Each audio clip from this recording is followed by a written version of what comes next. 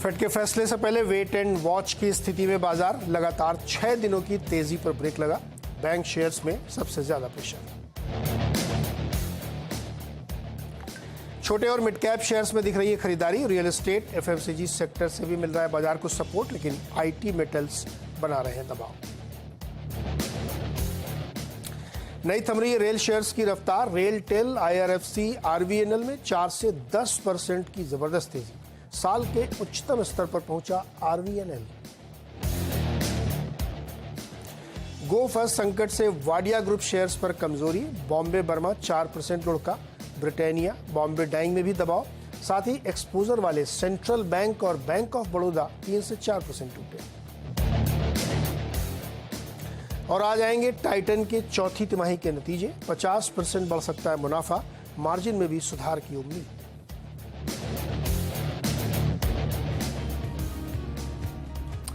Okay, तो नजर बाजार पे होनी चाहिए आपको। 57 पॉइंट डाउन है निफ्टी और 147 पॉइंट डाउन है बैंक निफ्टी। एडवांस डिक्लाइन में एडवांस की संख्या काफी ज्यादा है, मतलब 1.6:1। तो ये बहुत अच्छा माना जाएगा क्योंकि मिड कैप इंडेक्स ग्रीन में है और मजबूती के साथ खड़ा हुआ। तो ब्रॉडर मार्केट में ऐसी कोई चिंता नहीं है। गो एयर वाली घटना का एक ग्रुप तक या डायरेक्टली रिलेटेड स्टॉक्स पे ही थोड़ा बहुत असर देखने को मिला, वहां भी कोई ऐसा बहुत भयानक असर नहीं है। और ब्रॉडर मार्केट जो है एक सिंसियर और एक कंपोज्ड रिस्पांस दिखा रहा है कि फेड की जो बैठक है उससे पहले कैसे बिहेव करना चाहिए। हाँ, जहां रिजल्ट्स अच्छे नहीं है या जहां पर रिजल्ट्स बहुत अच्छे हैं वैसा रिएक्शन है। जैसे एस्टेक लाइफ साइंसेस का रिजल्ट खराब है तो स्टॉक 8.5% नीचे है।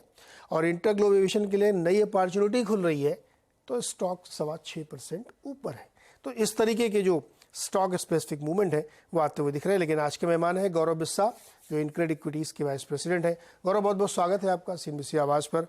सबसे पहले तो ये कि ये जो मार्केट का आज का रुख है इसको कैसे अप्रोच करेंगे आप? Good morning. देखिए कि अच्छी अपसाइड हमको देखने मिली थी। एक inverse head and shoulder breakout हमको देखने मिला था 17,800 850 के आसपास में। इसके टारगेट 18,200 के करीब के थे, तो टारगेट हिट हो चुके हैं। और आपके चैनल के माध्यम से हमने कहा भी था कि 17,000 के नीचे हमने निफ्टी बाय करवाया था, वो हमने एक बार के लिए बुक करवा दिया सारा प्रॉफिट। यहाँ पे एक करेक्शन मैं कहूँगा या कंसोलिडेशन आप कहिए या रिट्रेसमेंट कहिए, वो एक थोड़ा सा देखने मिल सकता है टुवर्ड्स 17,800 850। वहां से शायद फिर एक अपसाइड आपको देखने मिले। तो स्ट्रक्चर निफ्टी का पॉजिटिव ही है। यहाँ पे कितने ज्यादा अपसाइड आपको देखने मिल चाहिए छोटे समय में, थोड़ा कंसोलिडेशन आपको देखने मिल सकता है। टाइम करेक्शन और थोड़ा सा प्राइस करेक्शन यहाँ से देखने मिल सकता है। 17,800 850 पे निफ्टी जो है फिर से काफी इंटरेस्टिंग हो जाएगा। ओके, तो ये तस्वीर बनी। अच्छा, ये जो वाडिया ग्रुप वाले स्टॉक हैं, Britannia, Bombay Burma, Nestle peroxide, किसी में कोई आपकी राय, कोई व्यू आपका?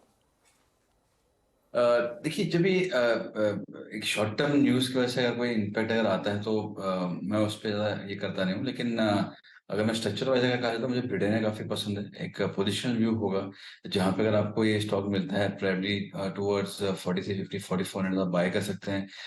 42 होगा, इसमें स्टॉप लॉस होगा और स्टॉक जो है यहाँ से 15% के अपसाइड आपको दे सकता है। तो मुझे लगता है कि ब्रिटेनिया एक जो है वो स्ट्रक्चर वाइज काफी अच्छा है। ये आपका इंटरग्लोब एविएशन जो आज इस 6% की मजबूती दिखा रहा है।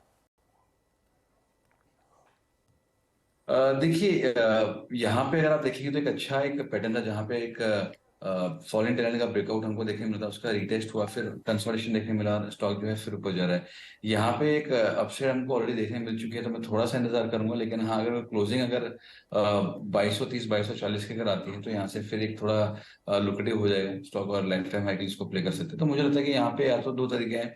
आप 2000 के स्टॉप लॉस से पोजिशन व्यू बना के रखिए और आप 15-20% प्ले कर लीजिए, वो आपका हो सकता है। या फिर इसको आप ब्रेकआउट का वेट कीजिए, 2220-25 अगर क्लोजिंग आती है तो आप बाय कीजिए। 60-70 रुपए का स्टॉप लॉस होगा और ऊपर में 4-5% की टारगेट होंगे। तो रिस्क वाइज अगर देखा जाए तो यहाँ पे लॉन्गर टर्म जिसका मीडियम टर्म व्यू है उसके लिए लुक्रेटिव है, और जो शॉर्ट टर्म ट्रेडर्स है ब्रेकआउट का वेट कीजिए। ओके, तो ये राय आपकी इंटरग्लोब एविएशन पे निकल के आ रही है। चलिए अब जवाब जवाब का सिलसिला शुरू करते हैं। संतोष बंगलुरु से हमारे साथ जुड़ रहे हैं। संतोष जी, बताइए क्या सवाल है? सर नमस्ते सर, मेरे पास एक्सा इंडस्ट्रीज 123 175.90 पे है और कल्याण ज्वेलर्स है 260 से 103.30। क्या करना चाहते हैं आप? ट्रेडर है या इन्वेस्टर? सर लॉन्ग टर्म के लिए कुछ करेक्शन होना है तो सेल करके और लेता हूँ। ओके गौरव, पहले तो एक्साइड में बताइए, 175.90 की इनकी बाइंग है और 193.20 चल रहा है अभी। देखिए एक्सेल का स्ट्रक्चर काफी अच्छा है। एक मल्टी ईयर ब्रेकआउट हमको देखने मिला था मंथली चार्ट्स पे, और उसके बाद में कंसोलिडेशन हमको देखने मिल रहा है। तो मुझे लगता है कि यहाँ से जो स्ट्रक्चर है, अगर इनका नजरिया 1 साल 1.5 साल का अगर है, तो यहाँ से आपको 240-50 तक के लेवल आपको एक बार देखने मिल सकते हैं। तो स्ट्रक्चर मुझे काफी अच्छा लग रहा है 1.5 साल के व्यू के सबसे। और एज अ डिस्क्लेमर, हम अपने क्लाइंट्स को भी इस पे बाय करने की सलाह दी है। हमारा जो फंडामेंटल कॉल है इंस्टीट्यूशनल डेस्क पे, वो भी इसमें बाय रेटिंग का ही है। तो यहाँ पे स्ट्रक्चर मुझे काफी अच्छा लग रहा है, एक्साइड का, इसमें बने रह सकते हैं। ओके, इस पर बन सकते हो। और इनके पास कल्याण ज्वेलर्स भी है, कल्याण ज्वेलर्स में क्या करना चाहिए? देखिए कल्याण ज्वेलर्स का यहाँ पे आप बने रह सकते हैं, लेकिन थोड़ा इसमें आपको दिक्कतें देखने मिल सकती हैं। टाइम करेक्शन जैसे आपको देखने मिल सकता है। जो इनके लिए स्टॉप लॉस मैं सुझाऊंगा वो होगा 95 का। उसके नीचे अगर सस्टेन होता है, उसके नीचे क्लोज हो रहा है, तो आप एग्जिट के मौके ढूंढिए। और टाइम करेक्शन जो है वो एक बार रेंज में आपको ये बने रह सकते हैं। क्योंकि अगर आप देखेंगे ऊपरी लेवल्स पे एक 130-135 का काफी स्ट्रॉन्ग हडल है, नीचे में अगर आप देखेंगे तो 90-95 का स्ट्रॉन्ग सपोर्ट है। तो वो सबसे एक रेंज में है, तो टाइम करेक्शन होगा। गिरावट बड़ी यहाँ से लगने दी है। संतोष जी, बड़ी गिरावट नहीं है कल्याण ज्वेलर्स में, लेकिन फिर भी 95 के नीचे जाने की कोशिश करें तो आप निकल जाइएगा, क्योंकि फिर वो ज़्यादा बड़ी गिरावट हो सकती है। और एक साइड में आपको होल्ड करना चाहिए अभी इसमें भी। चलिए, अगला सवाल है मेरे पास मुकेश जी का, फरीदाबाद से जुड़ रहे हैं। मुकेश जी बताइए क्या सवाल है। हाँ नमस्कार जी। जी। मेरा सवाल है, एसबीआई कार्ड मेरे पास में 50 है एट द रेट ऑफ 565, हाँ, and another one is I have Radico Khaitan 20 at the rate of 296। Card से खर्चा भी करते हैं क्या? कार्ड से खर्चा करते हैं to just to extend my time limit for payment. Otherwise, I don't take any withdrawal from ATM or something which requires penalty on me. मतलब आपने आज तक कभी पेनल्टी नहीं भरी कार्ड, क्रेडिट कार्ड यूज करने पे? बिल्कुल, ऐसा काम ही नहीं करते सर। अच्छा, एक बात बताइए मुकेश जी, कार्ड वाली कंपनियां तो चाहेंगी ना कि आप थोड़ा पेनल्टी दें, वरना उनका क्या फायदा, जितना लिया उतना वापस। नहीं तो वो तो बिजनेस हाउस से कमीशन भी तो लेते हैं, वो किस लिए लेते हैं? वो तो बहुत कम होता है। एनीवे, ये अच्छी तरीका है आपका, लेकिन लोगों को यही करना चाहिए कि डिले मत करें जिससे कि पेनल्टी हो। लेकिन ऐसा लगता है कि ज़्यादा हो जाए तो बढ़िया। लेकिन बहरहाल 50 शेयर है एसबीआई कार्ड्स के 565 पे, जो अभी प्रॉफिट पे बैठे हुए हैं। अच्छा, क्या करना चाहिए मुकेश जी को? होल्ड करें इसको और लंबा? जी बने रह सकते हैं। अगर इनका नजरिया मीडियम टर्म का है तो थोड़ा सा प्रॉफिट बुक यहाँ पे कर सकते हैं। थोड़ा बहुत मुनाफा आपको यहाँ पे डिसेंट सा एक प्रॉफिट इनको हो रहा है, तो आप कर सकते हैं। लेकिन अगर नजरिया आपका 1.5-2 साल का, तो यहाँ पे एक बार के लिए बने रह सकते हैं। देखिए स्ट्रक्चर जो है वीकली में देख पा रहा हूँ, तो उसके जो प्रीवियस स्विंग लो थे 650 के, वो उसके नीचे जब तक नहीं जाएगा तो मुझे लगता है कि दिक्कतें नहीं आनी चाहिए। और एक जो है एक मूव टुवर्ड्स 850-900 आपको एक साल 1.5 साल में देखने मिलनी चाहिए। तो मेरे हिसाब से अगर आपका नजरिया 1 साल के ऊपर का तो बने रह सकते हैं। और शॉर्ट से मीडियम टर्म का नजरिया तो थोड़ा पार्शियल क्वांटिटी आपको यहाँ पे बुक करना चाहिए। मुकेश जी समझ में आया? अगर शॉर्ट टर्म बिल्कुल समझ में नजरिया आया। है तो थोड़ा बेच लीजिए, लॉन्ग टर्म में तो रुकिए। और रेडिको खतान का क्या प्राइस बताया आपने? 296, and for your information I don't drink. नहीं, मैंने तो पूछा ही नहीं सर, ये आप मुझे डिस्क्लोजर क्यों दे रहे हैं? अच्छा, 1105 रुपये पहुंच गया और 296 में लिया, तो अभी सवाल क्या है आपका? इसका फ्यूचर क्या है?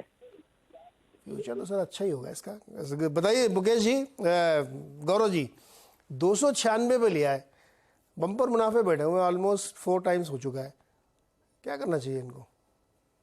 देखिए बने रहिए।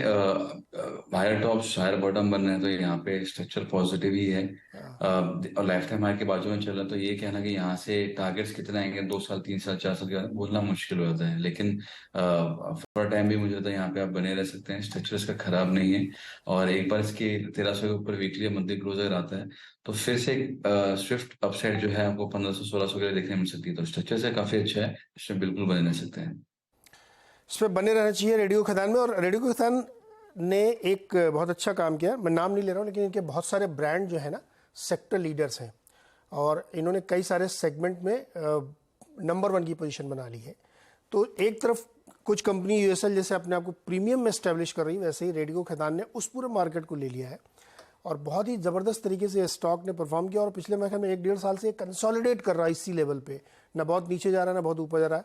तो ये दिखाता है कि कंपनी में काफ़ी रेजिलियंस है और जो इन्होंने बिजनेस मॉडल बना रखा है वो बहुत ही बढ़िया अब तक दिखाई दे रहा है। तो इसलिए बने रहिए मुकेश जी, आप तो बढ़िया प्रॉफिट में, दोनों स्टॉक आपके अच्छे हैं और आपने बढ़िया निवेश किया है और अच्छे गेन्स आपको हो रहे हैं।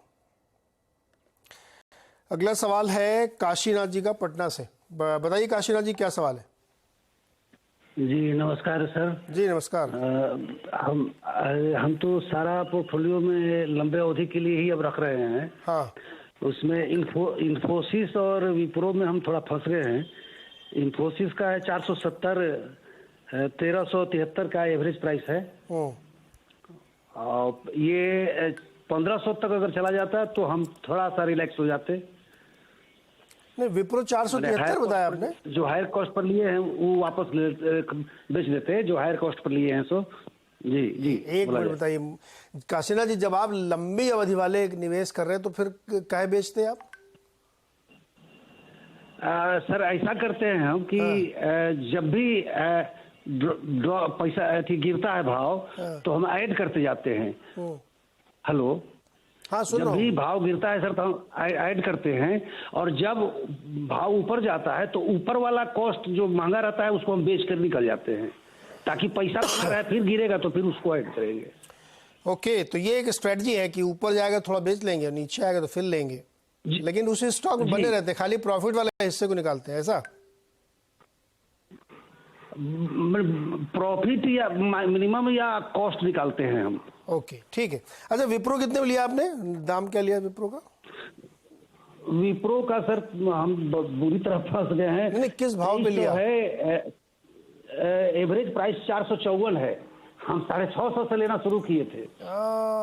650 से। बताइए गौरव जी, अब पहले विप्रो पे ही बताइए। हाँ समझ गया मैं, पहले विप्रो पे ही बताइए। 454 एवरेज प्राइस है इनका और 650 से लेते लेते लेते लेते यहाँ तक आए। अब बताइए क्या करेंगे विप्रो में? पहले देखिए, विप्रो में स्ट्रक्चर जो है compare to other larger names में थोड़ा वीक है और अभी फिलहाल अपने मल्टी ईयर ब्रेकआउट को रिटेस्ट कर रहे हैं। कंसोलिडेशन को यहाँ पे देखने मिल रहा है और इसका एक अच्छा खासा सपोर्ट और 340 का है मंथली चार्ट्स पे, तो बाउंस देखने मिल सकता है। इसमें रही बात के मोमेंटम शुरू कब होगा, जब इसमें 420 425 की मंथली क्लोज अगर आ जाएगी उसके बाद आप काफी एक स्ट्रॉन्ग और रोबस्ट अपसाइड आपको इसमें देखने मिलेगी। जब तक ये नहीं होता है थोड़ा कंसोलिडेशन रहेगा। अभी कंसोलिडेशन 1 महीना 2 महीना या 2 क्वार्टर का है बोलना मुश्किल होता है, लेकिन सपोर्ट्स इसके काफी अच्छे हैं 340 के। तो यहाँ पे मैं कहूँगा आप एवरेजिंग मत कीजिए, आप बने रह सकते हैं। तो बट टाइम करेक्शन इस पर काफी अच्छा जाएगा आपका और ये उतना तुरंत मूव नहीं करेगा कंपेयर टू प्राइमरी इन्फोसिस हो गया या टेक महिंद्रा हो गया, तो वो लिहाज से देखा जाए तो थोड़ा स्लो मूव रहेगा। ओके, और इन्फोसिस में क्या करना चाहिए?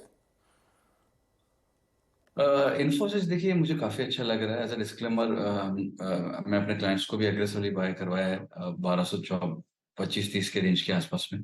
मुझे लग रहा है कि यहाँ पे 18 महीने आपको फ्रेश लाइफ टाइम हाई देखने मिल सकते हैं और इन्फोसिस का करेक्शन जो है वो खत्म हो चुका है और रिस्क रिवॉर्ड फेवरेबल है। तो यहाँ पे अगर इनको चाहिए एवरेजिंग करने के लिए तो आप कर सकते हैं।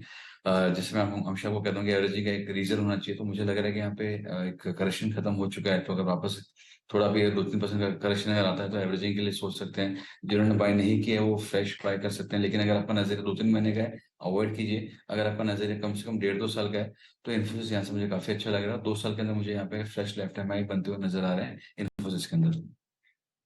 ओके, तो ये राय बन रही काशीनाथ जी, हो सकता है कि आपको इसी लेवल पे कुछ समय और बिताना पड़े क्योंकि अभी कंपनी के रिजल्ट्स नहीं अच्छे आ रहे, तो घबराइए मत, ठीक है, कंपनियां अच्छी हैं, बने रहिए इसमें। अगला सवाल है AK दुबे का, नोएडा से। दुबे जी बस नमस्कार, बताइए क्या सवाल है सर? नमस्कार जी। ये 94 में मैंने 100 शेयर खरीदे थे सन फार्मा के, 264 कह रहा हूँ, जो अब 12,000 हो गए हैं। वाह, तो अभी आपकी एवरेज प्राइस क्या है ये आप देख के बता सकते हैं मुझे? बहुत कम हो गया। एवरेज तो 0 है ऑलमोस्ट। 0 ऑलमोस्ट ना। ये जो स्क्रीन पे लिखा है डॉक्टर प्रोड्यूसर साहब, इसको हटा दीजिए क्योंकि वो उनका उस समय का बाइंग प्राइस है 264 रुपये जब उन्होंने खरीदा था। आज तो वो 12,000 हो गए स्प्लिट बोनस मिला के, तो लगभग 0 कॉस्ट है। तो अब बताइए इसमें मैं आपकी क्या मदद करूं, आपका सवाल क्या है? इसे कब तक होल्ड करें, क्या टारगेट मान के चलें? अरे सर अब इसमें भी टारगेट लेंगे, फ्री का पैसा मिल रहा है फिर भी टारगेट चाहिए तो जी। हाँ लेकिन सही है आपका सवाल तो सही है। जैसे आजकल करीब 100 रुपए डाउन हो गया, 270 से 930 के। अच्छा ये बताइए दुबे जी, ये बताइए आप रोज मार्केट ट्रैक करते हैं, रोज देखते हैं मार्केट? जी जी जी सन फार्मा भी रोज देखते होंगे? जी। रोज क्यों देखते हैं आप? तो मतलब 94 से होल्ड किए हुए हैं। नहीं, और भी ट्रेडिंग करता हूँ मैं, तो ये अच्छा। तो मेरे पास पुराने पड़े हैं। वाह। और कौन सा है इस टाइप के? जी, इस टाइप का और भी कोई है जिसमें ऐसे? और कोई नहीं, इतने नहीं है। जैसे डाबर थे, वो तो मैंने, डाबर भी आईपीओ के थे, हाँ वो करीब हो गए थे 6000, तो वो तो मैंने बेच दिए थे। अब 2000 है मेरे पास, ओके। और वो तो अब खैर करंट रेट के है। चलो वो करंट रेट के हैं, लेकिन ये जो है बढ़िया निवेश था आपका। बताइए गौरव जी क्या किया जाए? सन फार्मा इनके बाद 12,000 शेयर हो चुके हैं, सब बोनस स्प्लिट वगैरह सब मिलू के अब कॉस्ट इनकी बहुत ऑलमोस्ट जीरो है अभी। तो ऐसे बढ़िया निवेशक जो होते हैं, जो बहुत पैसा बना लिया उन्होंने, तो इनका सवाल वाजिब है कि अभी क्या करें? 964 के आसपास बहुत दिनों से घूम रहा है। देखिए इसमें बने रहिए, और यहाँ से फार्मा स्पेस अच्छा लग रहा है कि मोमेंटम एक पकड़ सकता है, और 1 डेढ़ 2 साल में काफी अच्छे रिटर्न आपको फार्मा स्पेस में देखने मिल सकते हैं। वहां पे अगर आप देखिए, जब तक सन फार्मा मूव नहीं करेगा आपको रिटर्न नहीं मिलेंगे, क्योंकि सबसे बड़ा कंपोनेंट है। तो मुझे लगता है यहाँ पे इसका स्ट्रक्चर भी अच्छा है, मंथली चार्ट्स पे भी थोड़ा स्टेबल है, तो यहाँ पे आप बने रह सकते हैं, दिक्कत की कोई बात नहीं है। कि बने रहने की सलाह इसमें भी है, तो बने रहिए फिर इसमें दुबे जी, कोई चिंता की बात नहीं है। आर के जैन दिल्ली से मेरे साथ जुड़ रहे हैं। जैन साहब बताइए। हाँ, ऐसा है पे 400 शेयर है इरकॉन इंटरनेशनल के, और 100 शेयर है आईटीआई के। वो 150 खरीदा हुआ है आईटीआई। नहीं 100 शेयर, दूसरा कौन सा है बताया आपने? 400 इरकॉन। 400 इरकॉन तो सुन लिया, उसके बाद वाले 100 IT Pfizer 150 ITI 100 share. ITI 100 share है सर। आप जरा बहुत धीरे धीरे बोलिए सर, बहुत जल्दी बोलना तो मुझे समझ में नहीं आ रहा। पहले मैं इरकॉन का सवाल लेता हूँ आपका। इरकॉन के 400 शेयर है, 45 रुपए में लिए थे, अभी 85 रुपए हो गए, और आजकल बहुत चल रहे हैं सारे इरकॉन, आईआरएफसी, आरवीएनएल, आईआरसीटीसी नहीं चल रहा खाली। बताइए क्या करें इरकॉन में, क्या करें अभी? देखिए एयरकॉन में काफी एक अच्छा मुनाफा इसमें बनते हुए देखने मिल रहा है, लेकिन मेरे हिसाब से यहाँ पे प्रॉफिट थोड़ा बुक कर लेना चाहिए, एटलीस्ट 30-40% तो बुक कर लेना चाहिए। एक लिमिटेड एसटी है, तो बहुत लंबी पोजीशंस में अगले 2 साल 3 साल के बाद मोड़ना मुश्किल होता है। एक ब्रेकआउट हमको देखने मिला था, ब्रेकआउट 67-68 के थे, और वहां से एक अपसाइड हमको देखने मिल चुकी है। अच्छी बात यह है कि वॉल्यूम के साथ में ब्रेकआउट हुआ है, यहाँ पे भी वॉल्यूम्स बढ़ते जा रहे हैं, तो और अपसाइड देखने मिल सकती है। बट थोड़ा प्रॉफिट यहाँ से एक बार बुक जरूर करना चाहिए एयरकॉन के अंदर। तो ये राय है इरकॉन की। अब आईटीआई का इनका सवाल लेते हैं। आईटीआई का क्या भाव बताया आपने सर? दोबारा बताइए। 150 की परचेज है जी। 150 और 150 रुपए में आईटीआई लिया, अभी तो 95 चला गया है। क्या करें? आईटीआई तो मतलब चार्ट से जो है वो बेसिकली कंसोलिडेशन का ही है। अगर आप देखेंगे तो मल्टी ईयर कंसोलिडेशन को यहाँ पे फिलहाल देखने मिला, तो बोलना मुश्किल है कि यहाँ पे कब मोमेंटम आना शुरू होगा, और सपोर्ट्स भी इसके जो डीप सपोर्ट्स आ रहे हैं। तो मैं कहूँगा आप 80 के एक बार स्टॉप लॉस रख लीजिए, उसके नीचे का जाएगा तो और थोड़ा प्रेशर यहाँ पे बनते हुए देखने मिलेगा। बट स्ट्रक्चर इसके अंदर वो क्या है, ये वाव फैक्टर होना चाहिए, वो फिलहाल यहाँ पे नहीं है। एक रेंज बाउंड है, रेंज के बाहर निकला एक तो काफी अच्छी अपसाइड को देखने मिल सकती है। रेंज पे अगर आप देखें तो मैं कहूंगा कि आपको ऊपरी लेवल्स पे है, सपोर्ट इसके 75-80 के हैं, हर्डल्स इसकी 125-30 की है, तो एक रेंज काफी बड़ी आ रही है। तो मुझे लगता है टाइम कंसोलिडेशन यहाँ पे रहेगा। और दूसरा, आपने कुछ समय पहले कहा कि अर्पण चल रहा है, आईआरसीटीसी नहीं चल रहा है, तो वो भी मुझे लग रहा है कि आईआरसीटीसी का एक बार के लिए बॉडी में प्रोसेस हो चुका है, और एज अ डिस्क्लेमर हमने रिपोर्ट के माध्यम से आईआरसीटीसी अपने क्लाइंट्स को बाय भी करवाया है 2 साल में डबल होने के लिए। ओके, तो ये राय बिल्कुल आपकी आपके लिए इन चीज़ों पे। अच्छा, एक सवाल और है इनका, राशिद का लखनऊ से। क्या सवाल है राशिद आपका? सर मैंने लेमन ट्री के 125 शेयर लिए हैं 85 के रेट से। मेरा एक महीने का व्यू है, क्या है? क्यों लिए थे 1 महीने के लिए? ट्रेड के लिए जी। बन रहे 5.75। अब क्या करोगे, बेचना है? बताओ। हेलो। कह रहा हूँ 5.75 में से बन रहे हैं, बेचना है क्या? जी जी जी। तो बेचना है क्या, सवाल पूछा मैंने। नहीं सर, अभी 1 महीने के नजरिए से मैंने लिया है, मतलब कितना, मतलब आगे क्या इसमें है? करो, 1 महीने में और ज्यादा मिलेगा क्या? देखिए, निफ्टी भी ऊपरी लेवल्स पे है, मिड कैप्स भी एक बार चल चुके हैं। फिलहाल स्टॉक मोमेंटम में है, एक बॉक्स ब्रेकआउट आपको यहाँ पे देखने मिला है, कंसोलिडेशन के बाद आया है। तो आप 85 के स्टॉप लॉस होल्ड कर लीजिए। अगर ये सस्टेन अगर रह गया, मौजूदा सर्वर सस्टेन अगर करता है, तो आपको ये 96 97 तक के लेवल्स देखने मिल सकते हैं। वहां पे आप प्रॉफिट के मौके देखिए। देखो भैया, 1 महीने के नज़रिए से आपने लिए हैं और ऑलरेडी आपका स्टॉक ₹6.25 ऊपर है, तो समझदारी ये कहती है कि प्रॉफिट ले लेना चाहिए। 1 महीने में मान लो नहीं चला तो फिर 3 महीने वेट करना पड़ेगा आपको, तो इसलिए थोड़ा थोड़ा प्रॉफिट बुक करते रहो। दोबारा नीचे आए फिर लेना चाहिए। वो नज़रिया टाइम फ्रेम छोटा है ना, इसलिए आपको वैसे ही फिर फैसले भी लेने पड़ेंगे जल्दी जल्दी। ऐसा नहीं कि एक बार ले लिया फैसला और अब वैसे ही आपका चलता रहेगा। SBI कार्ड का क्वेश्चन हम लोग एड्रेस कर चुके हैं, लेकिन रविंदर पाल सिंह सेठी जी ने ट्विटर में एक सवाल भेजा है। Punjab and Sindh bank 2000 share ₹36.50 पे, क्या राय बनती है आपकी गौरव जी? देखिए, यहाँ पे भी मुझे काफी अच्छा लग रहा है। इनफैक्ट सभी PSU बैंक्स, जो स्मॉल कैप PSU बैंक्स है, वहाँ पे स्ट्रक्चर काफी अच्छा है। Multi year decade long trend reversal मुझे उसमें देखने मिला है।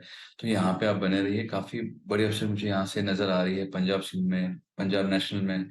तो बैंक्स काफी अच्छे लग रहे हैं, लेकिन आपको थोड़ा पेशेंस रखना होगा। टाइम करेक्शन आपको देखने मिल सकता है, प्राइस करेक्शन बहुत ज्यादा मुझे यहाँ पे नजर नहीं आ रहा है। तो यहाँ पे आप बने रह सकते हैं। आपका नजरिया कम से कम आपका 1.5-2 साल का होना चाहिए, तब जाके आपको इसमें काफी काफी अच्छा मुनाफा देखने मिलेगा। शॉर्ट टर्म का नजरिया तो आप एग्जिट कीजिए।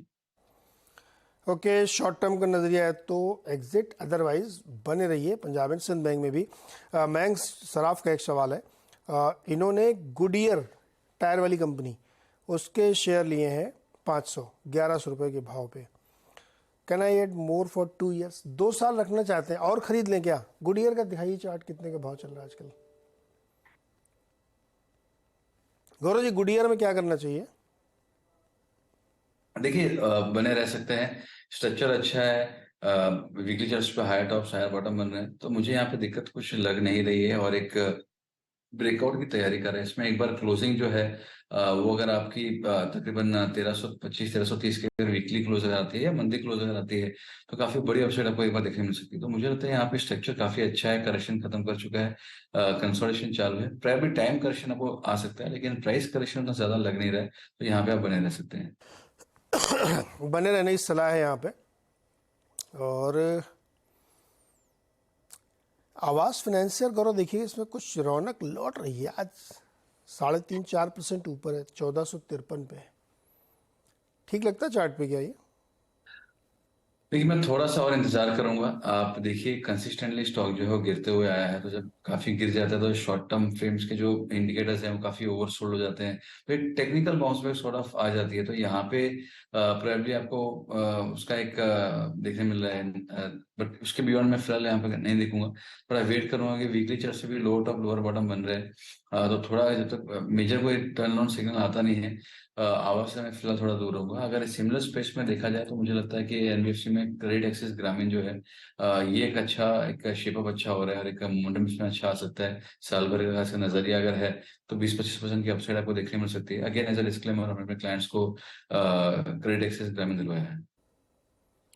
ओके, क्रेडिट एक्सेस दिलवाया है, राइट। गौरव, एक स्टॉक है स्पंदना स्फूर्ति, उसने बहुत ही बढ़िया अच्छे नतीजे पेश किए, स्टॉक चला भी। दिखाइए स्पंदना स्फूर्ति की चार्ट, दिखाइए आज का इंट्राडे कैंडल वाला। और ये स्टॉक ने ओपनिंग की बहुत ही बढ़िया, करीब कितना 8-9% ऊपर गया था। उसके बाद वहाँ से लगातार 1 महीने का कैंडल नहीं दोस्त, 1 दिन का कैंडल दिखाइए आज वाला, आज इंट्राडे का कैंडल चार्ट ये वाला। यस, एक कैंडल बहुत बड़ी सी ग्रीन की बनी, दूसरी छोटी उससे बनी, उसके बाद लाल, फिर हरी, फिर लाल, फिर हरी, फिर लाल, लेकिन लगातार ऊपर से गिरावट है। गौरव, स्पंदन स्फूर्ति में क्या प्रॉफिट बुकिंग हो रही है क्या? देखिए लग तो रहा है लेकिन मैं ये नहीं कहूंगा कि प्रॉफिट बुकिंग हो रही है, क्योंकि ओवरऑल अगर आप देखेंगे तो पिछले साल सितंबर से एक टाइट रेंज में चल रहा है, जहाँ पे 490 का इसका हर्डल सपोर्ट है, 500 650 का इसमें रेशंस है। तो एक टाइट रेंज में ही ये चल रहा है यहाँ पे। तो प्राइमली शायद अगर किसी ने थोड़ा बहुत नीचे लिया हो तो आपको देखने मिल सकता है कि हाँ ये हुआ रहेगा, बट उसके बियॉन्ड मुझे लग नहीं। तो यहाँ पे फ्रेश एंट्री के मौके बनते हैं, लेकिन अभी नहीं। 660 पे अगर क्लोजिंग अगर आती है तो बिल्कुल यहाँ पे एक बाइंग के मौके बनते हैं, क्योंकि एक साल जो कंसोलिडेशन है या 9 महीने कंसोलिडेशन जो है उससे स्टॉक जो है बाहर आएगा और एक अच्छी अपसाइड आपको देखने मिल सकती है। तो मुझे लगता है कि कंसोलिडेशन काफी इसमें हो चुका है और अभी यहाँ से ब्रेकआउट की तैयारियां कर रहा है स्टॉक। 660 की क्लोजिंग का वेट कीजिए, वो आती है तो आप यहाँ पे बिल्कुल एक बार बाय कर सकते हैं। ओके, तो ये रहा है स्पंदना स्फूर्ति में, जो एक माइक्रो फाइनेंस कंपनी है। गौरव जी बहुत बहुत शुक्रिया आप दर्शकों की मदद करने के लिए। और डिस्क्लोजर हम लोगों ने साथ के साथ स्टॉक्स में पहले ही बता दिए कि कहाँ पे क्या राय आपको रखनी चाहिए। चलिए, बहुत सारे सवाल अभी भी बाकी रह गए होंगे, तो आप हमारे साथ 11:30 बजे जुड़ सकते हैं सोशल मीडिया में, यूट्यूब, फेसबुक और ट्विटर के ज़रिए। अनुज और मैं मिलकर आपके बहुत सारे जो सवाल होंगे उनका जवाब देने की कोशिश करेंगे। और सवाल आप स्टॉक से रिलेटेड या किसी भी चीज़ से रिलेटेड पूछ सकते हैं। तो 11:30 जुड़िए।